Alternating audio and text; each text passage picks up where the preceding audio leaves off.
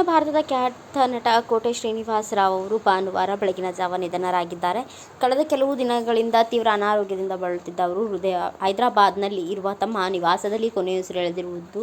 ವೃದ್ಧಾಪ್ಯದಿಂದಾಗಿ ನಡೆಯಲು ಸಾಧ್ಯವಾಗದಿದ್ದರೂ ಅವರು 2 ವರ್ಷಗಳ ಹಿಂದಿನವರೆಗೂ ಸಿನಿಮಾಗಳಲ್ಲಿ ನಟಿಸಿರುವುದು ಮುಂದುವರಿಸಿದ್ರು. ಅವರ ಕೊನೆಯ ಚಿತ್ರ 2023ರಲ್ಲಿ ಬಿಡುಗಡೆಯಾದ ಸುವರ್ಣ ಸುಂದರಿ. ಕೋಟೆ ಶ್ರೀನಿವಾಸ ರಾವ್ ಅವರ 750ಕ್ಕೂ ಅಧಿಕ ಸಿನಿಮಾಗಳಲ್ಲಿ ನಟಿಸಿದ್ರು.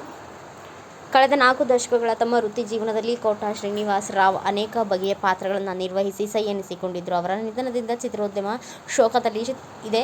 ಶ್ರೀನಿವಾಸ ರಾವ್ ಅವರು 1942ರಲ್ಲಿ ಜುಲೈ 10ರಂದು ಕೃಷ್ಣಾ ಜಿಲ್ಲೆಯ ಕಂಕಿಪಡುವಿನಲ್ಲಿ ಜನಿಸಿದರು. ಅವರ ತಂದೆ ಡಾ.